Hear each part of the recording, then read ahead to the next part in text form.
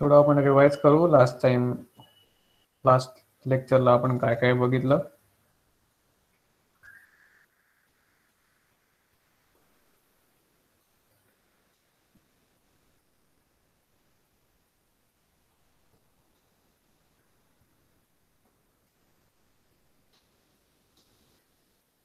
Last लेक्चरला आपण purification crystallisation techniques बघितली. त्याच्यानंतर डिस्टिलेशन बघितलं, फ्रॅक्शनल क्रिस्टलायझेशन बघितलं, डिस्टिलेशन प्रोसेस बघितली, सिंपल डिस्टिलेशन, फ्रॅक्शनल डिस्टिलेशन. तर सिंपल डिस्टिलेशन आपण गेल्या लास्ट टाइमला बघितलं. यावेळी आपण आता फ्रॅक्शनल डिस्टिलेशन पासून सुरुवात करू.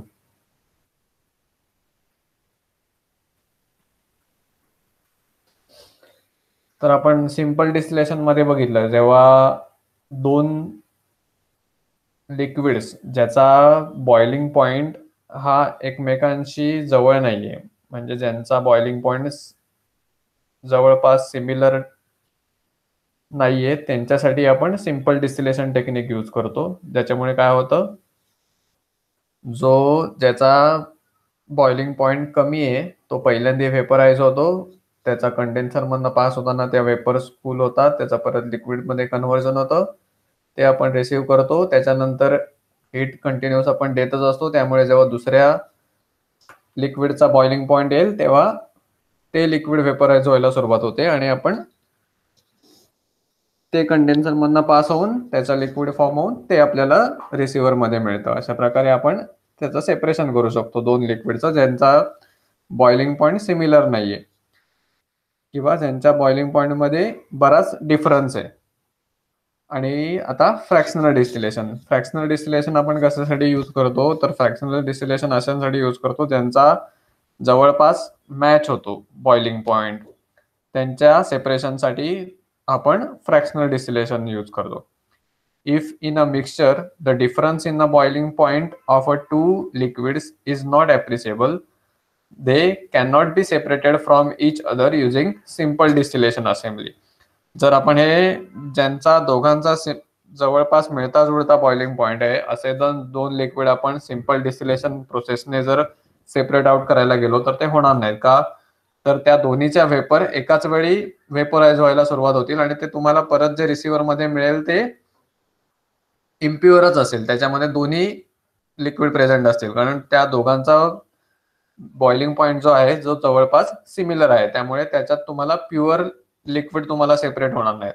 त्यामुळे ह्या केसमध्ये आपण काय यूज करणार, तर फ्रॅक्शनल डिस्टिलेशन यूज करणार. To separate such a they can be separated from each other by using simple distillation assembly. To separate such a liquids, the process called as fractional distillation is employed, in which a special assembly is used.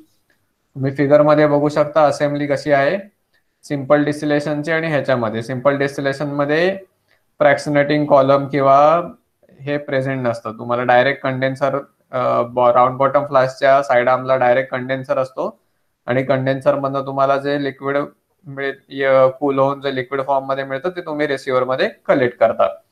Fractional distillation मध्ये काय extra आहे, तर फ्रॅक्शनेटिंग column extra आहे. तर आता बघूया आपण ते सेपरेशन कसं करतात. To separate such liquids, the process called as fractional distillation is employed, in which a special assembly is used.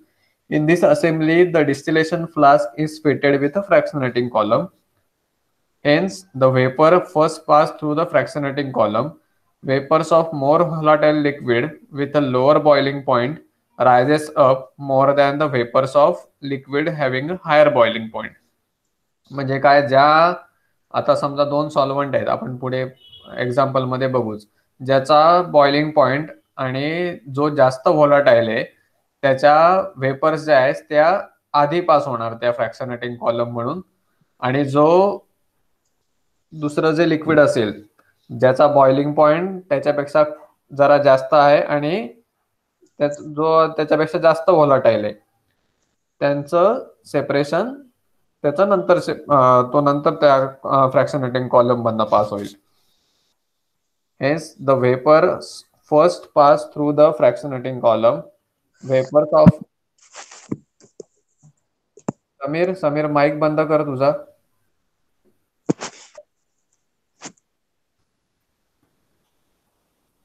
Okay.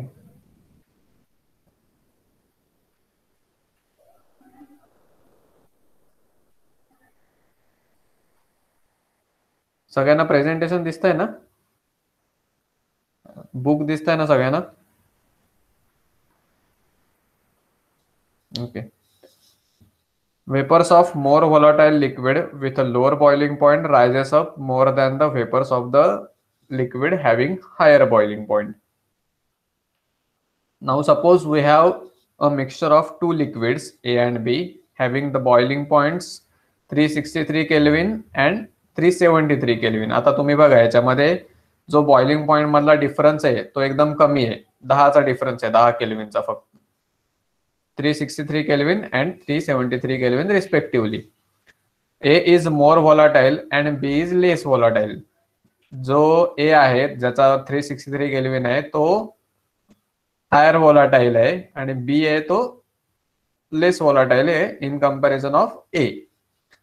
A is more volatile and B is less volatile. As the mixture is heated, vapors of A along with the little of B rise up and come in a contact with a large surface of fractionating column, where vapors of B condense rapidly into the distillation flask while passing through the fractionating column. There is an exchange between the there is an exchange between the ascending vapors and a descending liquid. म्हणजे काय होतं याच्यामध्ये, आता जो लेस volatile आहे, जो highly volatile आहे ए, त्याच्या वेपर्स फ्रॅक्शनेटिंग कॉलम मधनं पास व्हायला सुरुवात होते आणि फ्रॅक्शनेटिंग कॉलम मध्ये त्यांचं कंडेन्सेशन पण व्हायला सुरुवात करतं. आता बी जो आहे जो लेस व्होलाटाईल आहे त्याच्या कमी वेपर्स असतात, त्यामुळे त्याचं पटकन फ्रॅक्शनेटिंग कॉलम मध्ये जात असताना पटकन त्याचं कुलिंग होऊन त्याचं लिक्विड परत खाली येतं. तर याच्यामध्ये काय होतं, while passing through the fractionating column there is an exchange between the ascending vapors, म्हणजे ज्या बॉईल होऊन तुमचा वेपर फॉर्म मध्ये जे जात आहे ते, आणि डिसेंडिंग लिक्विड्स याच्यामध्ये एक्सचेंज होतं. The vapors of B are scrubbed off by the descending liquid. This makes the vapor richer in A. त्यामुळे काय होतं, A च्या वेपर जास्त राहतात. This process is repeated each time the vapors and the liquid come in a contact with the surface of the fractionating column. Rising vapors become richer in A and escape through the fractionating column. म्हणजे काय होतं, आता ह्याच्यामध्ये फ्रॅक्शनेटिंग column मध्ये pass होताना ए चा vapours जास्त आहेत, कारण ए चा बॉइलिंग पॉइंट रीच झालाय आणि ए चा पूर्ण वेपर्स कन्वर्ट झालेले आहेत, आणि बी चा पण जवळपास सेम बॉइलिंग पॉइंट असल्यामुळे त्याच्या पण वेपर्स व्हायला सुरुवात होतात. तर बी च्या वेपर्स ज्या कमी आहेत त्यांचं इथे लार्ज एरिया, सरफेस एरिया फ्रॅक्शनेटिंग कॉलमचा जास्ती असतो, त्यामुळे त्या कूल होऊन त्याचं लिक्विड फॉर्म मध्ये खाली यायला सुरुवात होते. आणि बी जो तुमचा वेपराइज होऊन वर जातोय त्याचं आणि जे लिक्विड कूल होऊन परत येत आहे त्याच्यामुळे त्याला बीच जे आहे ते वेपर्स पास होत नाही त्यामुळे फ्रॅक्शनेटिंग कॉलम मध्ये ए च्या वेपर्सच जास्त असतात आणि त्या फ्रॅक्शनेटिंग कॉलम मधनं नंतर पास होऊन कंडेन्सर मध्ये येतात. इथे जे तुम्हाला नेक दिसतंय साइड आर्म त्याच्यामधनं कंडेन्सर मध्ये येतात आणि कंडेन्सर मधनं कूल होऊन, जसं आपलं नॉर्मल डिस्टिलेशन प्रोसेसला, सिंपल डिस्टिलेशन प्रोसेसला होतं तसं त्या कूल होऊन त्याचं लिक्विड मध्ये कन्व्हर्जन होऊन ते आपल्याला रिसिव्हर मध्ये कलेक्ट होतात. त्याच्यानंतर आता ही पूर्ण ए संपला त्याच्यामधला की नंतर काय होणार, बी च्या वेपर्स ह्या असणार त्याच्यामध्ये रिच, तर त्या नंतर बी च्या वेपर्स फ्रॅक्शनेटिंग कॉलम मधनं पास होऊन साइड आर्म मधनं कंडेन्सर मध्ये येणार आणि कंडेन्सर मध्ये परत कूल होऊन त्याचं लिक्विड फॉर्म मध्ये ते आपल्याला रिसिव्हर मध्ये मिळणार. रायझिंग वेपर इथे बघू आपण. This process is repeated each time the vapors of liquids come in a contact with the surface in a fractionating column. Rising vapors become richer in A and escape through the fractionating column and reach the condenser, while the liquid in the distillation flask is richer in B. आता काय, त्यामुळे इथनं तुमचं ए पूर्ण pass out झालंय फ्रॅक्शनेटिंग column मधनं condenser मधनं pass होऊन तुम्हाला इथे ए मिळाला, तर आता राऊंड बॉटम फ्लास्क मध्ये फक्त वेपर्स कोणाच्या असणार, तर बी लिक्विडच्या. The separated components are further purified by repeating the process. Mixture of acetone boiling point 329 Kelvin and methyl alcohol boiling point 337 Kelvin and acetone and benzene 353 Kelvin can be separated by fractional distillation. हे एक example दिलंय तुम्हाला की ह्याचं पण fractional डिस्टिलेशनने करता येतं. ही process fractional डिस्टिलेशनची process जास्त करून कुठल्या इंडस्ट्रीमध्ये यूज होते, तर ती पेट्रोलियम इंडस्ट्रीमध्ये, to separate the different fraction of crude oil. Crude ऑइलचे जे डिफरंट फ्रॅक्शन आहेत ते सेपरेट करण्यासाठी पेट्रोलियम इंडस्ट्रीमध्ये फ्रॅक्शनल डिस्टिलेशनचा यूज होतो. पहिले फ्रॅक्शनल डिस्टिलेशन काय प्रोसेस आहे, फ्रॅक्शनल डिस्टिलेशन कधी यूज करायचं याचा हे मेन कळलंय सगळ्यांना. ओके, कोणी एक माईक ऑन करून सांगेल मला की सिंपल डिस्टिलेशन आणि फ्रॅक्शनल डिस्टिलेशन मध्ये काय डिफरन्स आहे? समीर लेफ्ट. आर्या किंवा संकल्प सांगा. आर्या, माईक ऑन कर.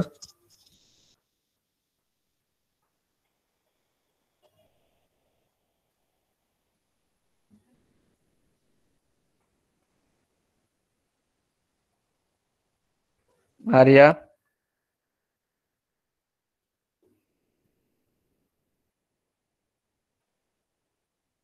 Sankalpa, you can switch on mic. In simple distillation, the two liquids, the difference between the boiling points of the two liquids is higher, whereas in fractional distillation, the difference between the two boiling points of the liquid is very less. And in fractional distillation, a fractional column is also used. Okay, correct. You can switch off the mic.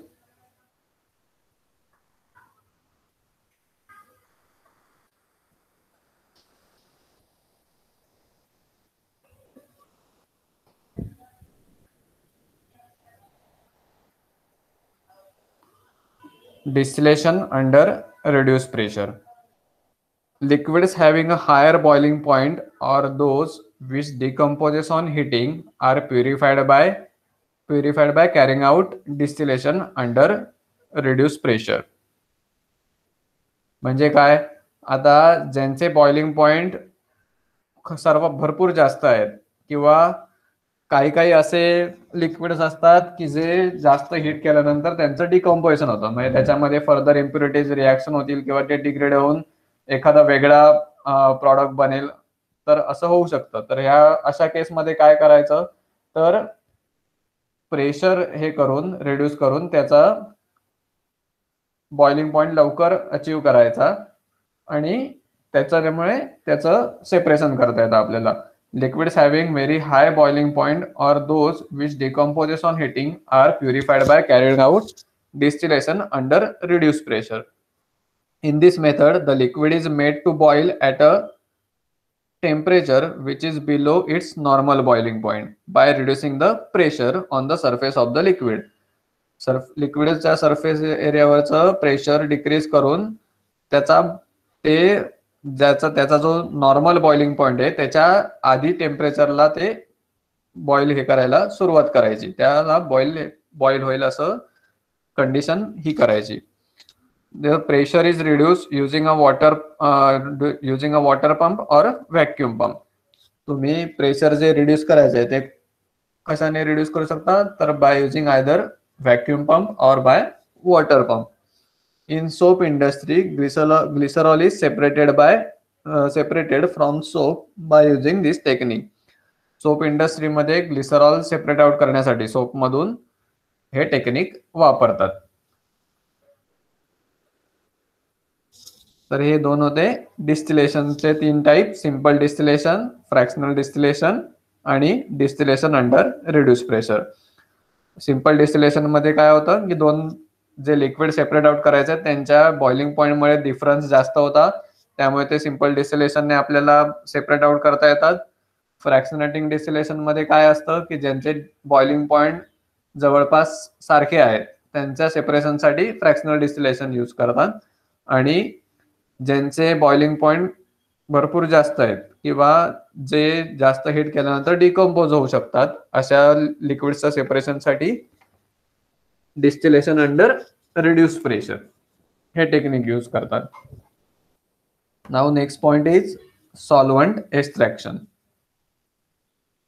When an organic substance is present in an aqueous solution, it can be extracted from that solution by shaking it with an organic solvent in which the substance is more soluble. आता ह्याच्यामध्ये काय, when an organic substance is present in an aqueous solution, म्हणजे एखादा कोणता organic substance असेल तो water मध्ये present असेल तर तो काय करायचा, त्याच्यामध्ये आपण एक ऑर्गॅनिक सॉल्व्हंट टाकायचं की जेणेकरून तो जो ऑर्गॅनिक सबस्टन्स आहे तो त्याच्यात मोर सोल्युबल असेल, आणि ते शेक केल्यानंतर काय होईल, तो जो सबस्टन्स आहे तो ऑर्गॅनिक लेअर मध्ये येईल, ऑर्गॅनिक सॉल्व्हंटच्या लेअर मध्ये येईल, म्हणजे तो त्या ऑर्गॅनिक सॉल्व्हंट मध्ये पूर्णपणे डिझॉल्व्ह होईल आणि ॲक्वियस मधनं त्याचं तो ऑर्गॅनिक सॉल्व्हंट मध्ये येईल. The organic liquid should be immiscible with water. तर त्याच्यासाठी कंडिशन काय, तर ते वॉटर मध्ये मिसिबल नसलं पाहिजे, त्याचे दोन सेपरेट लेअर फॉर्म झाले पाहिजे.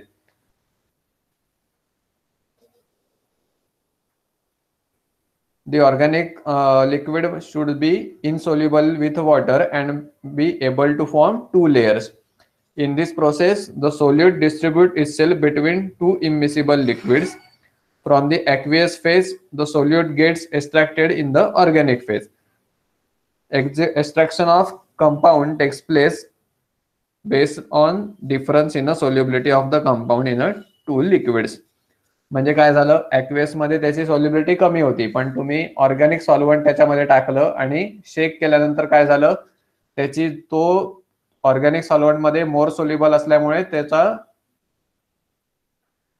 तो जो कंपाऊंड आहे तो दोन्ही ह्याच्यामध्ये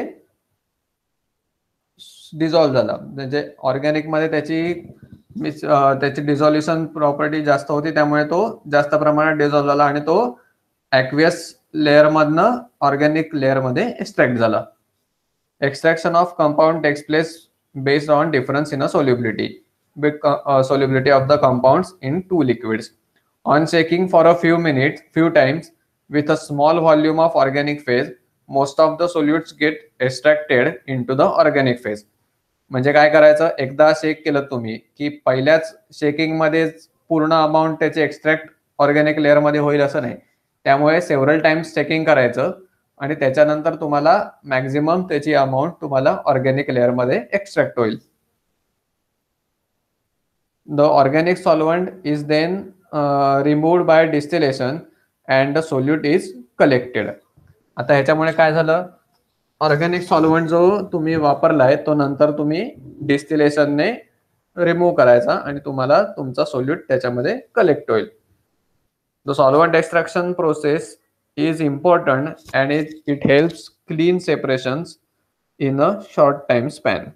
तर हे जे ॲपरेटस आहे सॉल्व्हंट एक्सट्रॅक्शनचं, त्याला सॉल्व्हंट एक्सट्रॅक्टर म्हणतात, ते त्याच्यामुळे आपण सेपरेशन करू शकतो. याच्यामध्ये काय होतं की ह्याला स्टॉपर कॉक असतं, ही असेंब्ली आहे.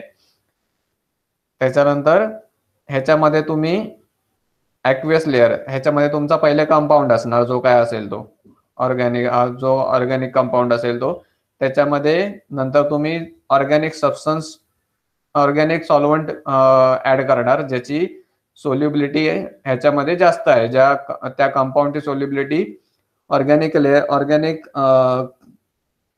लिक्विड मध्ये जास्त आहे असं लिक्विड तुम्ही ऍड करणार त्याच्यामध्ये आणि ते शेक करणार स्टॉपर लावून त्याला.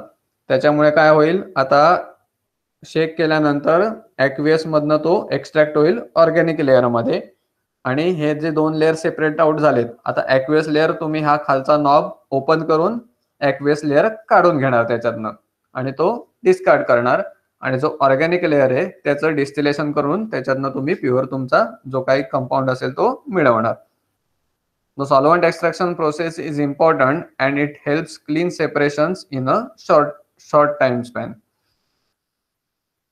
If the solute is less soluble in organic phase, then a technique called as a continuous extraction is used, where the same amount of organic solvent is used repeatedly for extraction. म्हणजे आता काय, आता आधीच्या condition मध्ये काय होतं की तुमचा जो सबस्टन्स होता तो ऑर्गॅनिक फेज मध्ये जास्त सोल्युबल होता. आता समजा एखादा असा सबस्टन्स आहे की जो ऑर्गॅनिक सॉल्व्हंट मध्ये तुमच्या लेस सोल्युबल आहे, तर तेव्हा काय करणार तुम्ही, त्याची क्वांटिटी म्हणजे सेव्हरल टाइम्स त्याचं एक्स्ट्रॅक्शन करणार. मग एकदा ॲक्युएस मधनं तुम्ही हे करून घ्यायचं, नंतर पुन्हा तो ॲक्युएस लेअर ह्याच्यामध्ये टाकायचा, त्या ॲपरेटस मध्ये परत ऑर्गॅनिक सॉल्व्हंट टाकायचं, परत शेकिंग करायचं आणि मग परत ॲक्युएस लेअर करून टाकायचा. ह्याच्यामध्ये काय होतं की तुम्हाला पार्ट्स मध्ये त्याच्यातनं तुम्हाला तो सबस्टन्स तुम्हाला ऑर्गॅनिक लेअर मध्ये एक्स्ट्रॅक्ट होतो. If the solute is this technique involves continuous distillation of the solvent within the same assembly, आणि मग तुम्हाला तसंच त्याचं कंटिन्युअस डिस्टिलेशन पण करायचंय. दस use of large quantity of organic solvent is avoided. त्यामुळे काय होतं, ऑर्गॅनिक जी जास्त ऑर्गॅनिक सॉल्व्हंटची जी अमाऊंट लागते ती वाचते.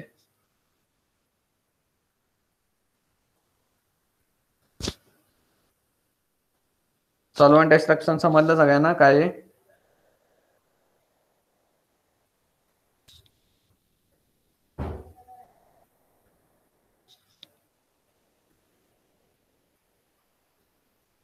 जेव्हा एखादा तुम्हाला ऑर्गॅनिक सबस्टन्स जर तुम्हाला सेपरेट आउट करायचा असेल ॲक्वियस ह्याच्यामधनं ज्याची सोल्युबिलिटी ऑर्गॅनिक सॉल्व्हंट मध्ये जास्त आहे ॲक्वियस पेक्षा, अशा वेळी काय करणार तुम्ही, तर ॲक्वियस मध्ये असा ऑर्गॅनिक सॉल्व्हंट टाकणार तुम्ही ज्याची सोल्युबिलिटी त्या सॉल्व्हंट मध्ये जास्त असेल. त्याच्यानंतर तुम्ही ते शेक करून जो ॲक्वियस लेअर मध्ये आहे सबस्टन्स त्याचं तो एक्स्ट्रॅक्ट करणार ऑर्गॅनिक फेज मध्ये, आणि मग त्याच्यानंतर ॲक्वियस लेअर डिस्कार्ड करून ऑर्गॅनिक लेअर जो आहे ज्याच्यामध्ये तुमचा एक्स्ट्रॅक्ट झालेला आहे ऑर्गॅनिक सबस्टन्स त्याचं डिस्टिलेशन करून तो तुम्ही प्युअर फॉर्म मध्ये मिळवणार. आणि ज्या केसमध्ये असं असतं की ज्याची सोल्युबिलिटी ऑर्गॅनिक सॉल्व्हंट मध्ये कमी असते तेव्हा तुम्हाला काय करायला लागतं, तर डिस्टिलेशन कंटिन्युअस एक्स्ट्रॅक्शन प्रोसेस तुम्हाला वापरावी लागते, ज्याच्यामध्ये तुम्हाला सेव्हरल टाइम्स ती एक्स्ट्रॅक्शन प्रोसेस करायला लागते.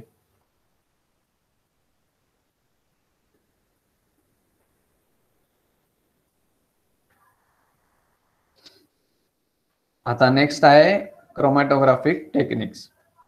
Chromatography is a technique used to separate components of a mixture and also purify compounds. The name of the technique comes from Greek word chroma meaning color. Chromatographic technique काय आहे, chromatographic techniques पण कशासाठी वापरतात, तर सेपरेशनसाठी, separation of components of a mixture मधनं तुम्हाला एखादे कंपोनंट सेपरेट आउट करायचे असतील तर त्याच्या सेपरेशनसाठी क्रोमॅटोग्राफिक टेक्निक यूज करतात. And also purify compound. आता क्रोमॅटोग्राफिक टेक्निक हा भरपूर वास्ट टॉपिक आहे, ज्याच्यामध्ये तुम्हाला थिन लेअर क्रोमॅटोग्राफी, HPLC म्हणून मोठ्या कंपन्यांमध्ये, फार्मास्युटिकल कंपन्यांमध्ये HPLC टेक्निक यूज करतात. HPLC म्हणजे high performance liquid chromatography. GC techniques use करतात सेपरेशन आणि आयडेंटिफिकेशन साठी, ज्याच्यामध्ये तुम्हाला गॅस क्रोमॅटोग्राफी म्हणतात त्याला, GC गॅस क्रोमॅटोग्राफी. ज्याच्या तर ती टेक्निक आता तुम्हाला काय बघायची नाही, तुम्हाला बेसिक बघायचे, पण आपण एक उदाहरण म्हणून. तर त्याच्यामध्ये the name of the technique comes from Greek word chroma. Chroma means what, colour.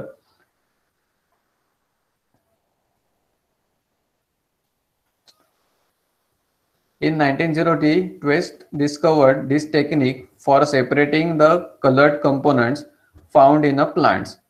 The principle of separation of substance in this technique is similar to the solvent extraction.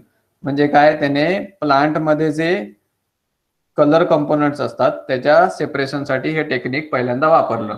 आणि हे टेक्निकचा बेस काय, तर एक्स्ट्रॅक्शन बेसिसवरच, ते solvent extraction बेसिसवरच similar आहे त्याच्याशी principal त्याचं. That is distribution of the solute in a 2 phases, organic आणि aqueous. In chromatography, we use 2 phases of separation, stationary phase and a mobile phase. Chromatography मध्ये कोणते 2 phases वापरतो आपण, stationary and a mobile phase. This technique is based on the difference in the rate at which the component in the mixture moves through the stationary phase under the influence of the mobile phase. म्हणजे याच्यामध्ये काय होतं,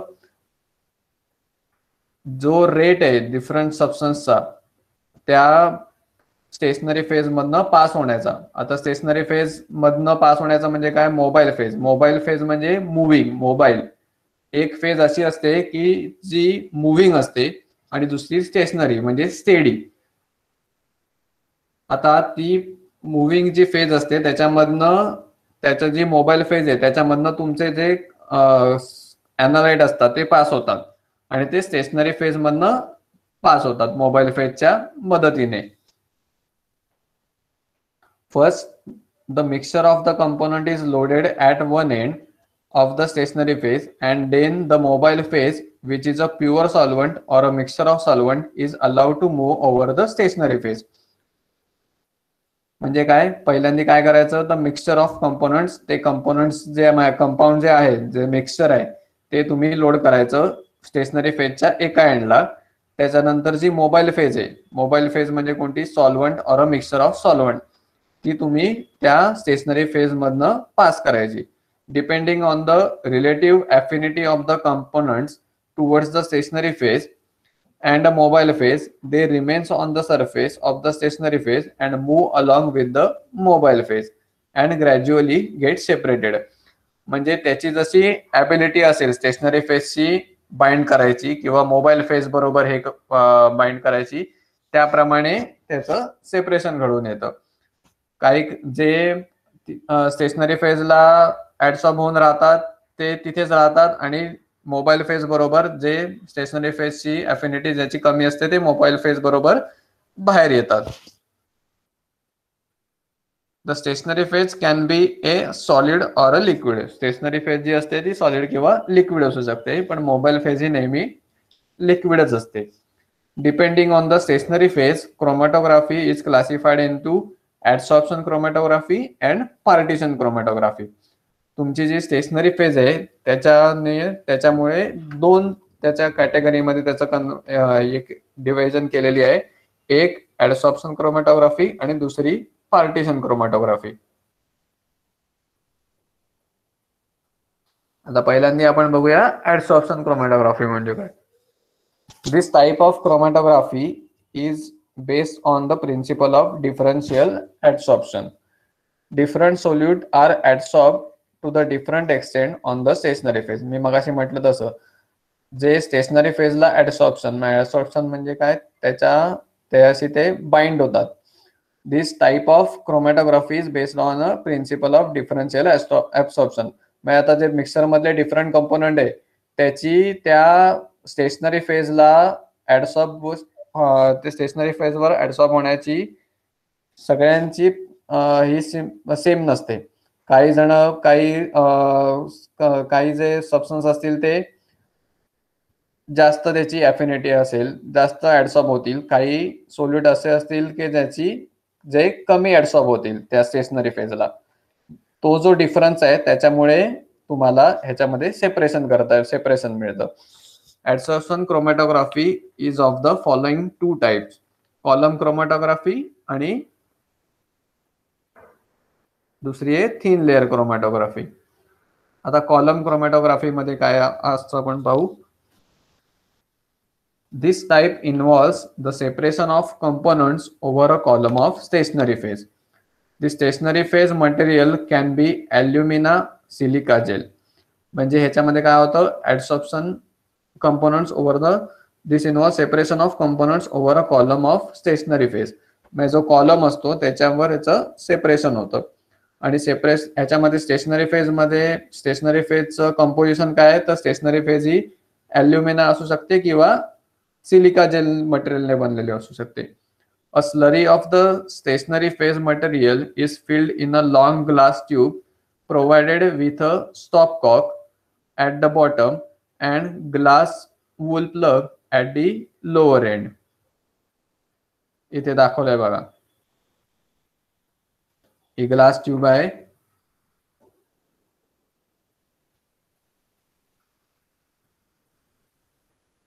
Provided with a stopcock at the bottom and a glass wool plug at the lower end. The mixture to be separated is dissolved in a small amount of appropriate solvent and is then logged on the top of the adsorbent column. इथे बघा, हे जे yellow दिसतंय ती काय stationary phase आहे, जी silica असू शकते किंवा सिलिका जेल असू शकतं किंवा ॲल्युमिना असू शकतं. आता ह्याच्या टॉपला तुम्ही जे तुमचं कंपाऊंड आहे ते प्रेझेंट आहे आणि तुम्ही त्याच्यात सॉल्व्हंट त्याच्यामध्ये ऍड करणार तुम्ही. म्हणजे जी मोबाईल फेज आहे ती तुम्ही त्याच्यामध्ये ही करणार. द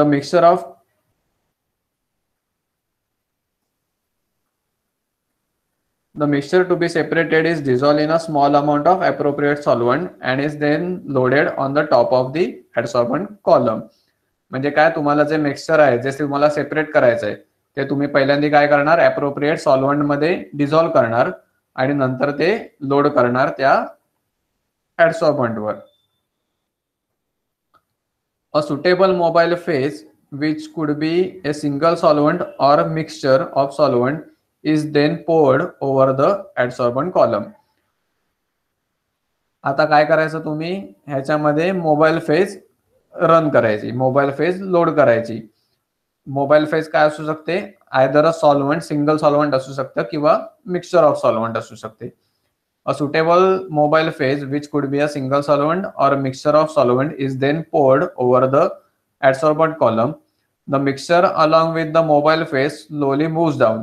मग ह्याच्यामधनं काय होतं, या ऍडसॉर्बंट मधनं ती जी मोबाईल फेज आहे ती स्लोली मूव्ह व्हायला सुरुवात होते, ह्याच्यामधनं पास व्हायला सुरुवात होते.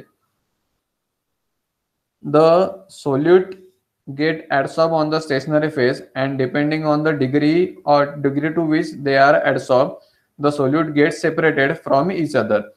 आता ह्या मिक्सचर मध्ये जे सोल्यूट असतील त्याची जी ऍडसॉर्ब होण्याची जी कॅपॅसिटी असेल, ज्या प्रमाणात ते ऍडसॉर्ब होतील स्टेशनरी फेजला त्याप्रमाणे त्याचं सेपरेशन होत जाईल. एखादा सोल्यूट कमी ऍडसॉर्ब होईल तो त्या मोबाईल फेज बरोबर पुढे येईल आणि जो जास्त ऍडसॉर्ब होईल तो तिथे त्या ह्याला ऍडसॉर्ब होऊन राहील. The most strongly adsorbed component is retained on the column and other move down the column to various distance forming the bands as seen in figure 3.7. आता हे बघा, जसजसे त्या मिक्सचर मधले आता पहिले ABC हे 3 सोल्यूट त्याच्यामध्ये त्या मिक्सचर मध्ये प्रेझेंट होते. तर काय झालं, A आणि B पहिल्यांदा A त्याचा जास्त बाइंड झाला त्याच्यामुळे तो तिथेच रिटेन झाला त्या स्टेशनरी फेजवर. नंतर काय झालं, B आणि C हे लेस ऍडसॉर्ब झाले त्यामुळे ते मोबाईल फेज बरोबर मूव्ह झाले.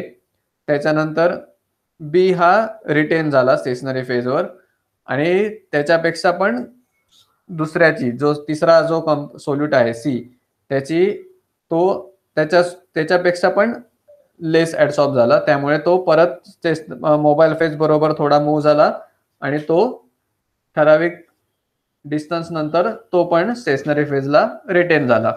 त्यामुळे 3 कलर बँड मिळाले तुम्हाला, 3 कंपोनंटचं सेपरेशन झालं, A, B आणि C. The components which is less strongly adsorbed is dissolved first and leaves the column first. म्हणजे ज्याची ऍडसॉर्ब जो कमी प्रमाणात होतो तो पहिल्यांदा कॉलम मधनं पास होतो, बाहेर पडतो. While the strongly adsorbed component is eluted later.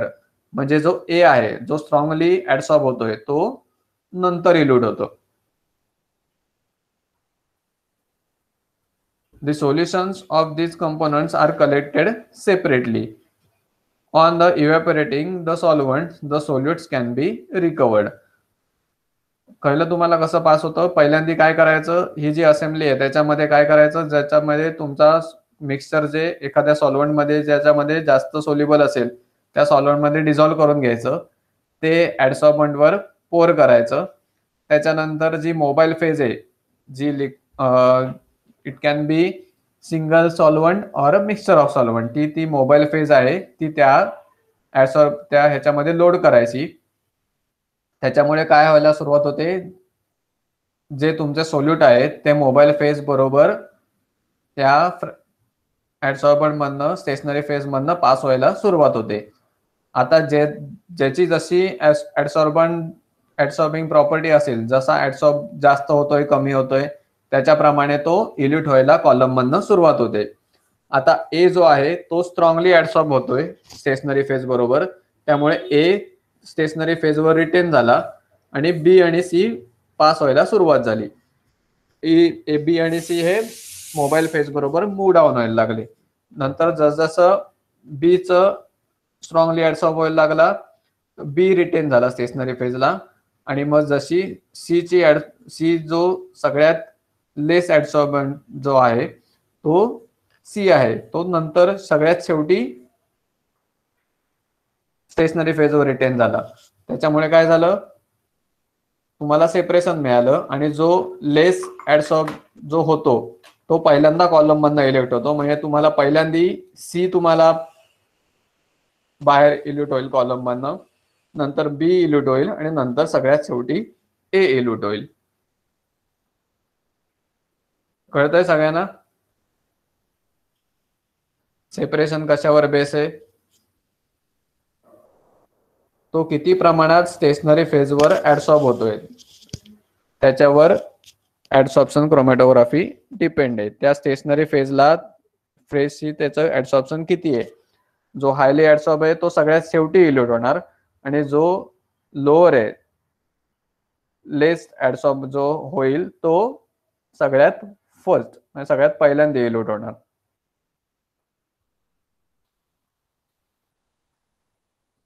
आता आपण बघूया second type, thin layer chromatography. A thin layer 0.2 mm thick of adsorbent silica gel or a alumina spread over a glass plate act as a stationary phase. The plate is called as a TLC plate or a chrome plate.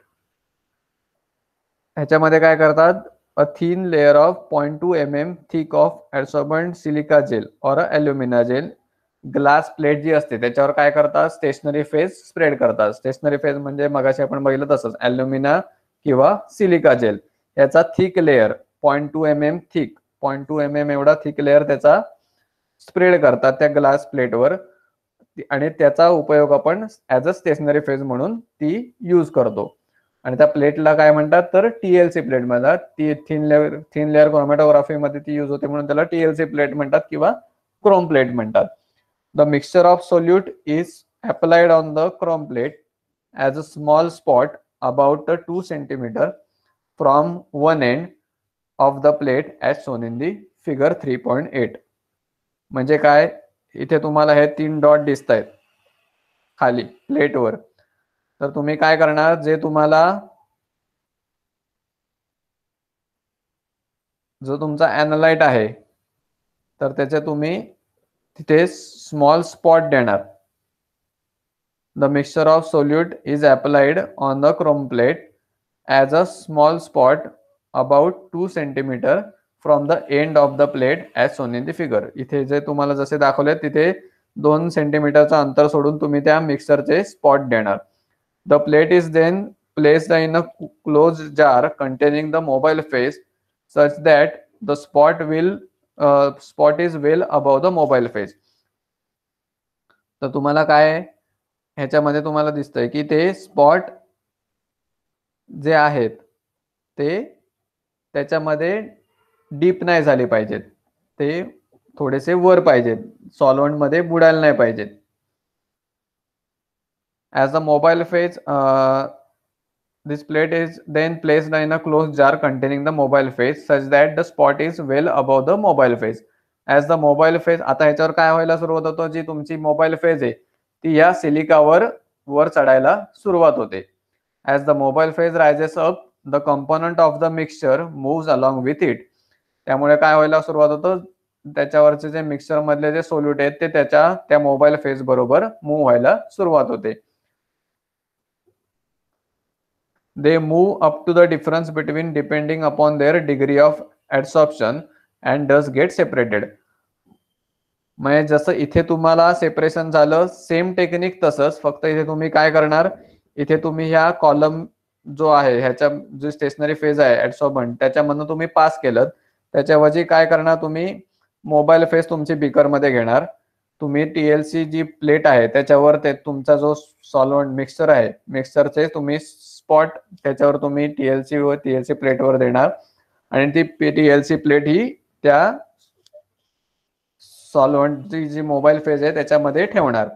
पण ती ठेवताना एक care काय घ्यायची, तर ते तुमचे spot आहेत ते त्याच्यामध्ये डीप नाही झाले पाहिजेत, ते स्पॉट तुमचे त्या मोबाईल फेजच्या वर पाहिजेत. आता जसजसे ती मोबाईल फेज त्या स्टेशनरी फेजवर रन व्हायला सुरुवात होईल, मूव्ह व्हायला सुरुवात होईल, तसं ती काय करेल, त्याच्यामधले जे सोल्यूट आहेत त्या मिक्सचर मधले कंपोनंट त्या मोबाईल फेज बरोबर मूव्ह व्हायला सुरुवात होईल आणि ज्याची जशी ऍडसॉर्बिंग प्रॉपर्टी आहे त्याप्रमाणे ते त्या प्लेटवर ऍडसॉर्ब होत जातील. ठराविक ज्याचा ए बी सी समजा इथे तुम्ही त्याच्यामध्ये मिक्सर मध्ये आहेत, तर पहिल्यांदा ए झाला, ए ची ऍडसॉर्बंट जशी प्रॉपर्टी असेल तसा तो मूव्ह झाला. जो जास्त ऍडसॉर्बंट आहे तो पहिले त्याच्यावर दिसेल तुम्हाला, तो पहिले रिटेन होईल त्याच्यावर, नंतर दुसरा आणि नंतर सगळ्यात शेवटी जो लेस आहे तो सगळ्यात शेवटी. The move up to different distinct distance between upon their degree of adsorption and thus get separated. If the components are colored, they appeared as a separated color spots on the plate. जर तुमचा जर component असेल तो जर colour असेल म्हणजे त्याला specific colour असेल ब्ल्यू ग्रीन, तर त्याचा तो कलर जो आहे तो तिथे तुम्हाला तो स्पॉट जिथपर्यंत तो कंपोनंट समजा ए चा ग्रीन कलर आहे आणि ए ठराविक ह्याच्यानंतर इथे तुम्हाला ब्ल्यू दिसतोय बघा, ब्ल्यू आणि रेड कसे सेपरेट झाले, तर तो ब्ल्यू कंपोनंट त्याचे जे ब्ल्यू आणि रेडची जशी डिग्री ऑफ ऍडसॉर्प्शन होती त्याप्रमाणे त्याचं तो मूव्ह झाला आणि त्याचं तुम्हाला सेपरेशन झालं, त्याचे कलर स्पॉट तुम्हाला मिळाले. If the color components are not colored but have the property of fluorescence, they can be visualized under UV light. जर तुम्हाला व्हिज्युअली जर तुम्हाला नेकेड आईजने जर तुम्हाला कलर दिसत नसेल पण त्यांची कलरिंग फ्लुरोसन्स त्यांच्यामध्ये प्रॉपर्टी असेल तुमच्या कंपोनंट मध्ये, तर तुम्हाला काय करायला लागतं, ती प्लेट काढायला लागते आणि ती प्लेट तुम्हाला युव्ही लाईट मध्ये ठेवायला लागते, त्याच्यामुळे तुम्हाला ते कलरचं तुम्हाला दिसतं स्पॉट. 3.8 च्या डिस्क्रिप्शनच्या खाली तुम्हाला एक जार दिलाय बघा.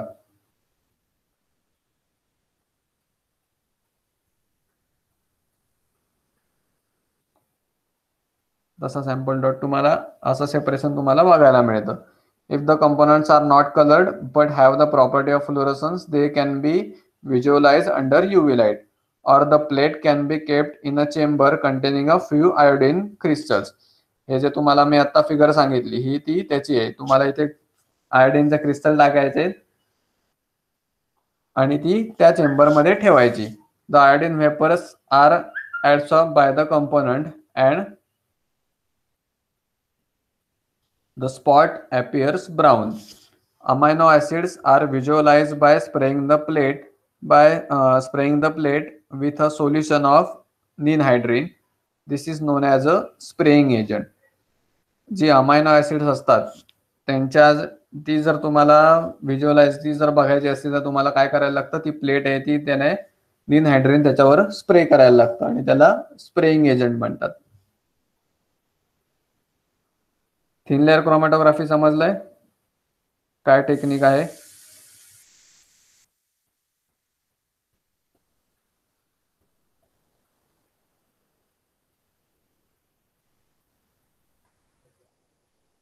दोन्हींचा प्रिन्सिपल सेमच आहे. जशी त्याची डिग्री ऑफ ऍडसॉर्प्शन असेल त्याप्रमाणे त्या सॉल्व्हंट मधल्या कंपोनंटचं सेपरेशन होणार. ए बी सी समजा तीन कंपोनंट आहेत त्या मिक्सचरमध्ये. ए हा जास्त ऍडसॉर्ब होत असेल तर तो पहिले त्या स्टेशनरी फेजवर रिटेन होणार. नंतर बी ची असेल तर नंतर बी होणार आणि सगळ्यात शेवटी सी, कारण तो लेस ऍडसॉर्ब होतो, त्याची डिग्री ऑफ ऍडसॉर्प्शन कमी आहे. त्यामुळे अशा प्रकारे त्यांचं सेपरेट होतं. आणि ज्याची डिग्री ऑफ ऍडसॉर्प्शन कमी आहे, सगळ्यात कमी आहे, तो पहिल्यांदा इल्यूट होतो. आणि ज्याची डिग्री ऑफ ऍडसॉर्प्शन जास्त आहे तो सगळ्यात शेवटी इल्यूट होतो.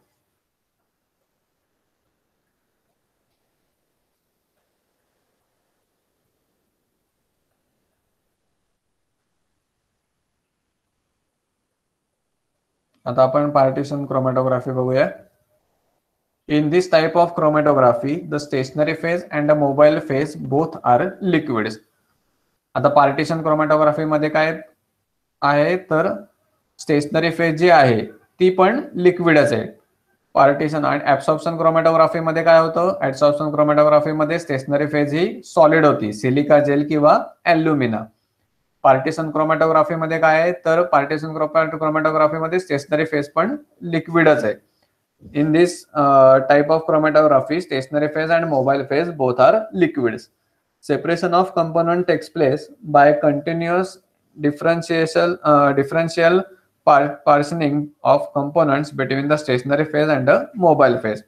For example, paper chromatography. आता पेपर क्रोमॅटोग्राफी के टेक्निक काय आहे बघू आपण. In this technique, a special quality paper, Whatman paper number 1 is used. ह्याच्यासाठी काय करतात, स्पेशल क्वालिटी पेपर यूज करतात, ज्याचं नाव आहे वॉटमन पेपर 1. ही जी नावं आहेत ती तुम्हाला लक्षात ठेवायला लागतील.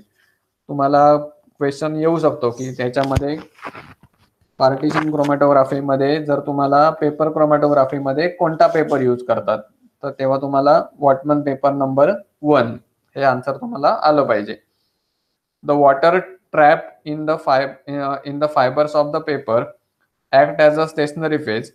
The solution of mixture is spotted on the strip of the chromatography paper at the about 2 centimeter from one end of the paper using a glass capillary. The paper is then suspended in the chamber containing the mobile phase, taking care that the spot does not dip in the mobile phase. म्हणजे काय, ह्याच्यावर तुम्ही काय करणार, paper पहिले water जे trap होतं पेपरवर ते स्टेशनरी फेज म्हणून ऍक्ट होतं. आता ह्याच्यावर तुम्ही जसे थिन लेअर क्रोमॅटोग्राफी मध्ये जसे टीएलसी प्लेटवर स्पॉट केले तसे ह्याच्यावर तुम्हाला स्पॉट करायचे. आणि ते स्पॉट केल्यानंतर जसं तुम्ही टीएलसी मध्ये त्या मोबाईल फेज मध्ये डीप केलेत ती सिलिका प्लेट नव्हे सॉरी टीएलसी प्लेट, तर तशी हा पेपर तुम्हाला त्या मोबाईल फेज मध्ये सस्पेंड करायचा आहे. आणि मगासारखीच केअर घ्यायचे की ते तुमचे स्पॉट जे तुम्ही कॅपिलरीने तुमच्या स्पॉट दिलेले आहेत पेपरवर ते त्या मोबाईल फेज मध्ये डीप नाही झाले पाहिजेत. ते स्पॉट त्या मोबाईल फेजच्या थोड्याशा अंतराने वर पाहिजेत. The mobile phase rises up by the capillary action and flows over the spot. Partition of the compound takes place between stationary phase and a mobile phase. Stationary phase म्हणजे जी water आहे ती जे तुमच्या पेपर प्लेट फायबर तुमच्या इथे म्हटलंय fibre मध्ये जे तुमच्या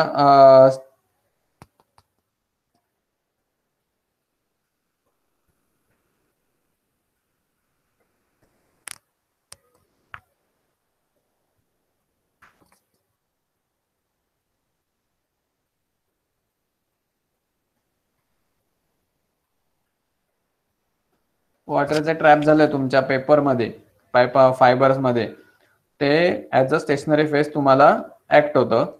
आणि जसजशी तुमची मोबाईल फेज त्या पेपरवर राईज व्हायला सुरुवात होईल तसतसं त्या कंपोनंट्सचं ऍक्वियस म्हणजे तुमच्या मोबाईल फेज आणि स्टेशनरी फेज या दोघांमध्ये त्याचं पार्टिशनिंग होतं.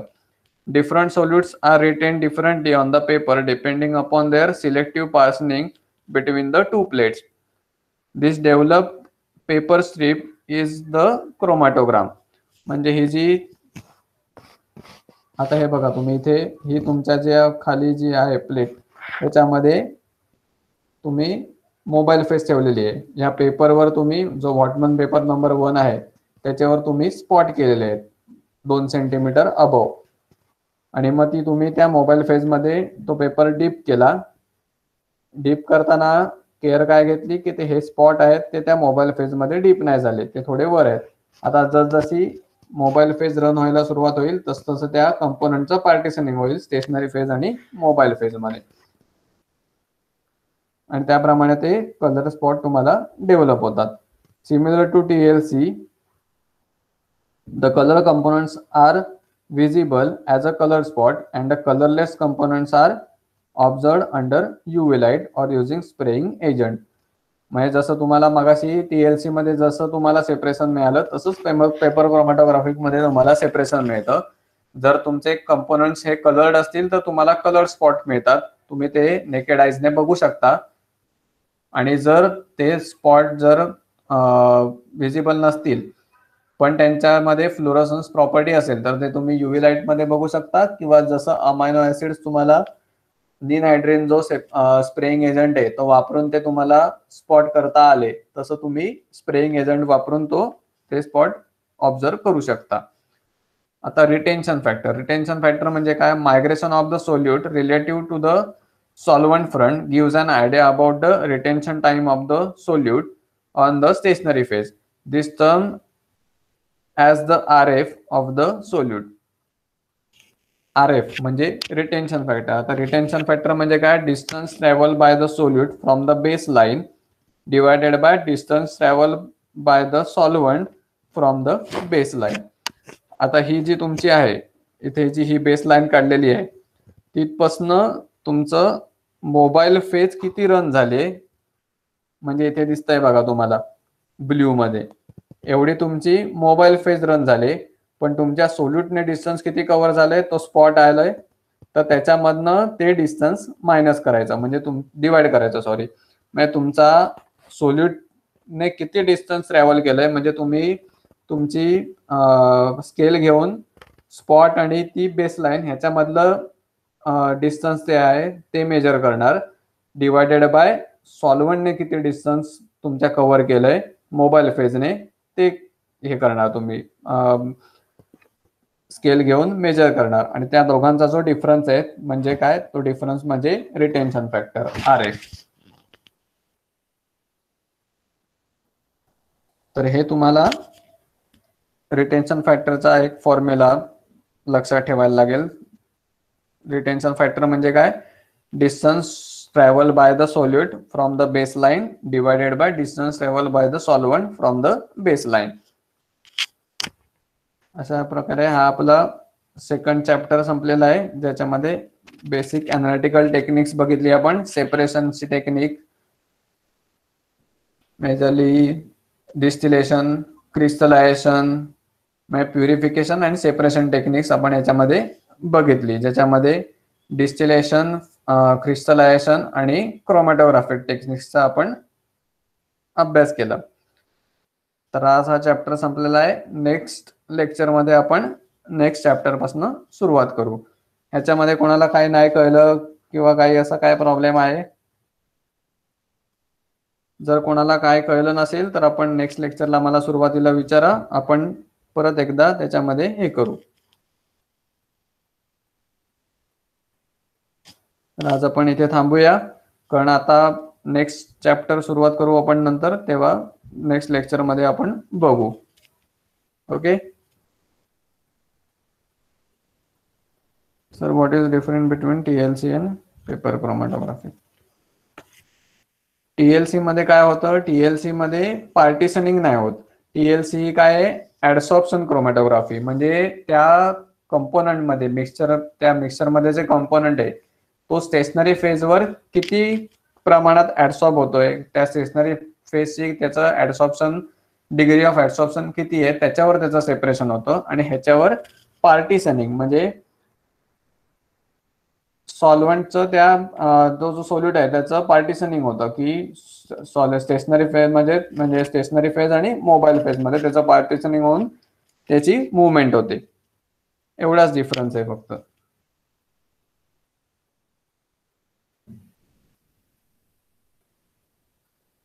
त्या सोल्यूटचं जे पार्टिशनिंग आहे त्या मोबाईल फेज मध्ये किंवा स्टेशनरी फेज मध्ये ह्याच्यावरती पेपर क्रोमॅटोग्राफी डिपेंड आहे आणि डिग्री ऑफ ऍडसॉर्प्शन किती प्रमाणात होतं त्याच्यावर ऍडसॉर्प्शन क्रोमॅटोग्राफी, ज्याच्यामध्ये थिन लेअर क्रोमॅटोग्राफी एक टेक्निक आहे, त्याच्यामध्ये त्याचं सेपरेशन होतं.